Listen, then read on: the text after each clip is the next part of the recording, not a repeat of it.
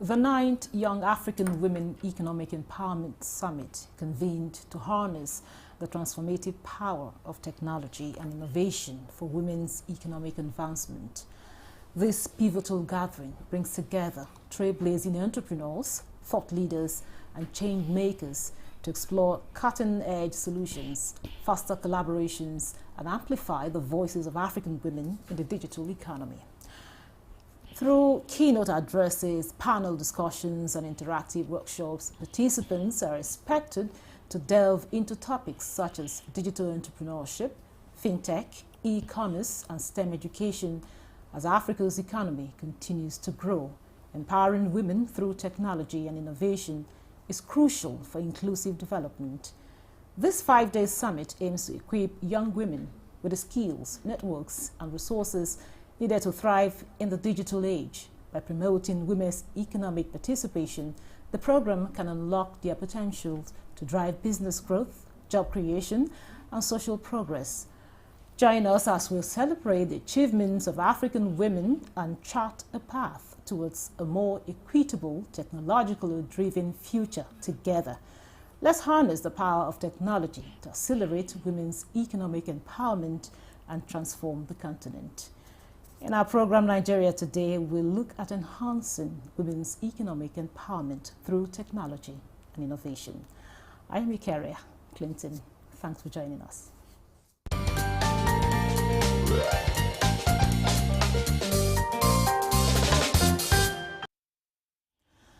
Joining us in the studio for the conversation is Nta News24. He's Executive Chairman, Young African Women Congress Network. It's good to have you in Nigeria today. Good to meet you this evening. Also with us for the conversation is Mary Kitonga. She's a participant from Kenya. So welcome to Nigeria Today. Pleasure. Thank you. I'll start with, usually, they say ladies first, but I'll have to start with Daniel on this one. Now, Daniel, talk to us. Tell us, why is women's economic empowerment crucial for national and global development? So, when women are well placed, when women are economically empowered, when women are well developed, when women are emancipated, society thrives. It is important that we make a deliberate effort to champion the economic empowerment of women, in the sense that, look at the population of women, even in Africa. I know Nigeria has about 51% of the population to be women. So averagely, we're looking at 49 to 50 when it comes to women's population in Africa. You cannot seek to not to pay attention to the economic empowerment of half the percentage of our population. If we allow ourselves in that, to go in that tangent, then we spell doom for our continent. We all know that women play a very critical role in our society. Talk of from day nurturing kids to all kinds of roles that they play. People of that nature need to be consciously and deliberately be empowered, not only economically, but in all aspects of lives. Because when that happens, society thrives. Now, from Beijing Conference in 1995, we have consistently been amplifying our voices, championing women's rights, championing women's freedom, calling for equitable society, asking for equal representation. At the end of the day, in my language, my local language, in Akan, I come from the Ashanti region in Ghana, we say that you are so expectant. I'm so expectant. I want to hear it. You are. So they say that Kwanchen adiefe yedisika na ye, to wait. Anything that is beautiful, anything that is productive, anything that has to be done, you need money to be able to do it. I was making an analogy with regards to the fact that we have been pushing for women's rights, women's representation, and all of that. At the end of the day, you need money to push the agenda. If you want women to be selected to parliament, if you want women to become governors, if you want women to become president, you campaign with resources. Okay. So women have to be economically placed, not just placed, but well placed to be able to compete equitably in our society and make meaningful contribution to our development. Thank you very much, Daniel. Now, Mary, you know, earlier on I wanted him to speak because it excites me to see a he for she, somebody talking, a man talking about, you know, empowering women.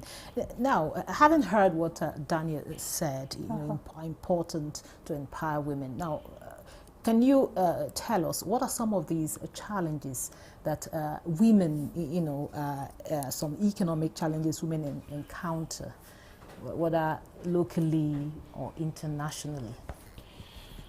I'll speak from the Kenyan view of it. Which is not far from most African countries. Yeah, sure. In Kenya, women mostly, in most of the tribes, including my native tribe, women are not so much given an equal chance as men when it comes to education. So you get that if a lady or a woman is in some business and she's not very empowered or very educated, she cannot really know how she has to go about it or what she has to do for her business to thrive or to be at the best position equally to the men. Yeah. Okay. Now, thank you very much, Mary. Now, you talk, I know the focus here is on technology, how to empower women technologically and innovation. So what are, you know, some of the strategies that you're using to empower women in these areas? Right, so it is important for us to make some assessment as to why, because if there is not a problem, there's no need to find solution. As we sit here, by 2030, 230 million jobs in sub-Saharan Africa will require some digital skills to be able to find yourselves there. So it is not something that we are doing out of our will, but it's something we are doing because it is necessary. The world is moving towards a particular direction that if we ignore the importance of digital empowerment, we are doomed, especially women. When you look at the statistics, we have just about 30% of women in the digital world. When it even has to do with, in terms of founders, I mean those founders, those who founded organizations, digital organizations, they are not even up to 15%. That means that there's that huge gap. So we have to be very conscious and we have to be very deliberate to bridge that gap. At Young African Women Congress Network, we are instituting a couple of projects to be able to bridge this particular gap. We have the flagship African Women Digital Institute, which is an institute that is going to train women in digital skills. We are looking at raising women to become digital entrepreneurs. We are looking at raising women to become digital champions. So we are going to use that approach to bridge that gap and be able to raise a lot of women who are well versed in digitalization. Back to you, Mary. He's talked about empowering women digitally. Now, from your experience, you know, what role do you think technology we play in empowering the woman?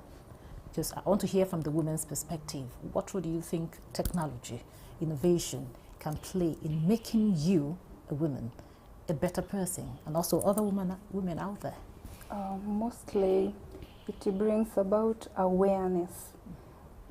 Someone is aware of what they are supposed to do, or rather someone is aware of what is expected of them. So awareness could be one key point of what he said.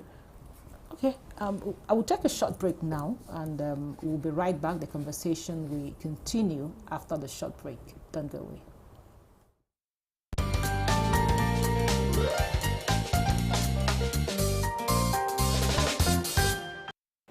And technology, of course, we know artificial intelligence is coming up, the use of the simple computer, the use of the simple phone. These are all simple technological techniques or advances that allow women to explore not just their personalities, but also the potentials that they have. It's very fascinating to see young African women gather together and rubbing mind to come up with a way to empower young African women. You know, on the global stage, Africa is refers to as a third world country. So when we began to question how can Africa come out of that, name of third world country or developing country. So one way is the empowerment of the African people and especially the women. And you can see today what some of those empowerment that have been done in the time past is doing to Africa. Now it's all about computer, digital. You use it to connect outside the country. You use it to know the products they have outside the country. You use it as your contact. You use it as your address. You use it to know exactly what they have. You use it to know how you can get it. You use it to know how it can be delivered to your door point, to your home. But it's all about you developing yourself with technology. If you don't know technology, it will be difficult. But once you know it, it's just for you to go to the website.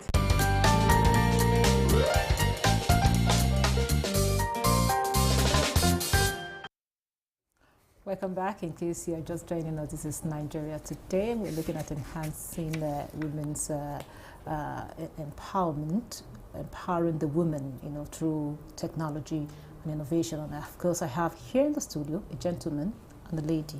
Now, Daniel, you had some reaction there from the summit itself. So now, I really want to know, what are some of the ways women can leverage on, digital platforms, to grow themselves, to grow businesses, and become entrepreneurs. I think this is one of the reasons why the summit is on in the first place. Yeah, so even if you look at artificial intelligence, it's something that has come to make work easy. It has come to enhance our more or less intellectual prowess. It has come to make things more efficient. And these are things that are available to everyone. And women in particular must be very conscious about it. Just look at social media, the impact of social media. So let's say you're a woman and you are doing some trading, you're selling certain things. You can take advantage of social media. You can leverage on it to boost your economic empowerment. When you're able to sell your things through social media, which can reach people even beyond your jurisdiction, you are able to enhance your economic empowerment. There are a lot of opportunities. So I've talked about the AI, I talked about the social media, the robotics, and what have you. So there are a lot of opportunities that are available when it comes to digitization, and I believe that women must be aware. The awareness must be created. That is why we chose the theme for this year's Young African Women Congress Annual Global Convocation as Enhancing Women's Economic Empowerment through Innovation and Technology. Yes, we've been championing or been enhancing women's economic empowerment, but the time has come for us to adopt innovative ways of going about. The time has come to, adopt that technological ways of doing things, because through technology you are able to even reach a higher mileage than without technology. So it is something that is available and people must take advantage of it. There are a lot of people who have leveraged on technology, and today we call them world richest people. The likes of Alibaba, the likes of Amazon, and what have you. They all took advantage of digital tools, social media, marketing on such platforms, and today they are there. Women should also take advantage of that. I know some women are doing well, but we need more women to be conscious of it. We need more women to know the advantages that these tools affords them. And for that matter, they should be very conscious about it. They should also take advantage of it. Because like I mentioned earlier, in the next few years, because 2030 is just around the corner, we are in 2024, just 6 years away. Without digital tools, you can't even find yourself a good job. Without digital tools, where you are now, somebody with that digital tools is coming to push you away. So it is not just for young women of all, ages. So everybody has to be conscious, everybody has to be interested in even taking refresher programs in digitization, in innovation, and in technology. People even find it difficult to handle social media, how to, navigate through emails and all that. It's a setback. It is not something you should be proud of. Yeah, I will take you up on that very soon. Let me just talk to Mary a little bit because I know we have more women in the rural areas. We'll come back to that. Now, Mary, as much as you've talked about, women being empowered, being able to access the, digital world, and of course, accessibility to internet. Now, I know there are in some, countries or, well, in developing countries like ours, we have some main social and cultural barriers that stand as a clog in the wheel of progress of women trying to empower themselves economically. So tell us some of that, and how do you think these barriers can be confronted as a woman? I'll again go back to the education. In most of the African countries, if you have maybe a check of it, education is not very high in some areas, not all. Like maybe if you come to your very own country, Nigeria, I'm told that some parts of the northern Nigeria, education is not very much appreciated or rather taken in yet. So one of the way that we could enlighten, women to be technologically aware is through them having educated. Once a woman is educated and they have their powers to, get to do whatever they have to do, I think that will create more space for women to, get into the technology, the IT space, and do what they are supposed to do. Now back to you, Daniel. Like she said, a woman should be educated. In some of our local, areas, we have, of course, there is education going on, but now we're talking about digital. We're talking about, technological advancement. Some of them are still are yet to get a grasp of even our WhatsApp and the rest of them. So how do you intend to penetrate these areas? Talking about the hinterlands to, create awareness for women, educate them, technologically and digitally. Now, here is this. All these we are talking about, everyone has a role to play in it, including governments. There are certain things that it has to take government policy to make it happen. So these statistics, which are a bit scary, everybody is aware of it. These are statistics from the likes of UNESCO and the rest. Government must be conscious about creating these opportunities in the rural areas. Yesteryears, rural electrification was a challenge. A lot of rural folks did not have electricity. But through deliberate government policies, we're able to take electricity to the rural folks. In the same vein, if we put together good policies, we'll be able to take technology to the rural folks.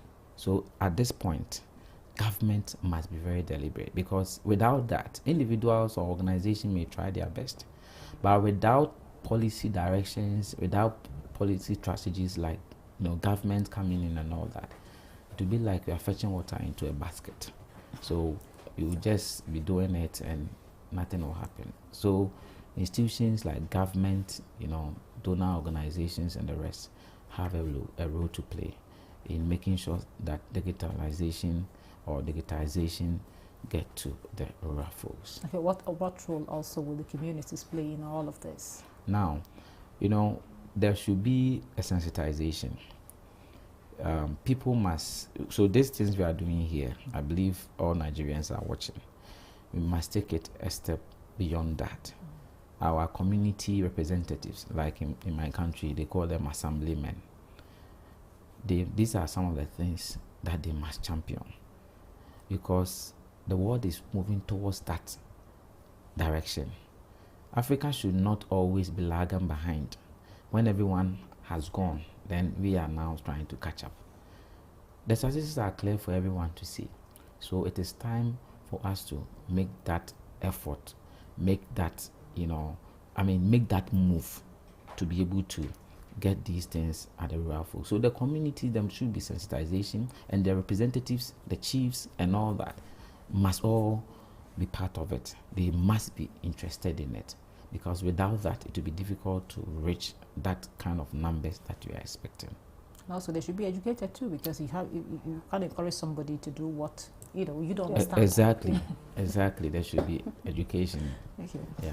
Now back to you, Mary. What would you say to other young African women that are yet to tap into the digital world?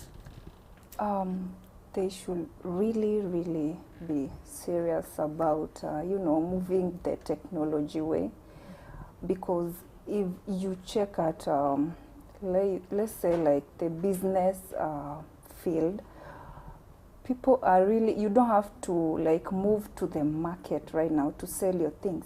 You could be in Nigeria through the technology of maybe your phone or your computer. You can sell to someone who's in Kenya. I'll just get into the internet and check, and then I'll be like, oh, she's selling very good dresses, and then I will make an order and I'll get my order. So to the women out there, not only in Nigeria, not only in Kenya, in other parts of the African continent, they should really grab this opportunity and learn, get to know how the world is moving and move with the world's pace. You really have to be updated, because technology power right now, I could say, is superpower. If you are less informed, then I don't think you will fit in maybe in the next 2 years to come, you will be actually outdated if you're not updated about the technology, or rather the way the world is moving. I hope I get the opportunity of getting this necklace that Please. you're having on. And Please. Okay, so now that you have to give us your closing thought on at least let the young women out there know the benefits of these technological advancement and digital world, internet accessibility, and all of that. So I've said many already, and there's still more to be said. We strategically chose to host the 9th Young African Women Congress, annual global convocation in Nigeria, for a couple of reasons. One, like I've talked about the population dynamics. Nigeria has a teeming population, and that means it has a teeming women. A number of them are women. They are more. So when we are very, very conscious about bringing empowerment to the doorsteps of these women, we believe that there will be some form of progress. Now, in the area of digitization and technology, as I mentioned, it is the way to go, and we have to encourage the women and everyone to embrace it. Thank you very much. That was Daniel Tufo. He's Executive Chairman, Young African Women Congress Network. Thank you so much for your time and your contribution. And we had Mary Kitonga from Kenya. Thank you for your contribution and your time. And thank you for being part of the program. Remember, Nigeria Today airs every weekday at 7:30 p.m. on Nta News24. You can also watch this episode and others on www.youtube.com/NTA News24 Hub. Once again, thank you for watching. I'm Vicaria Clinton. Goodbye.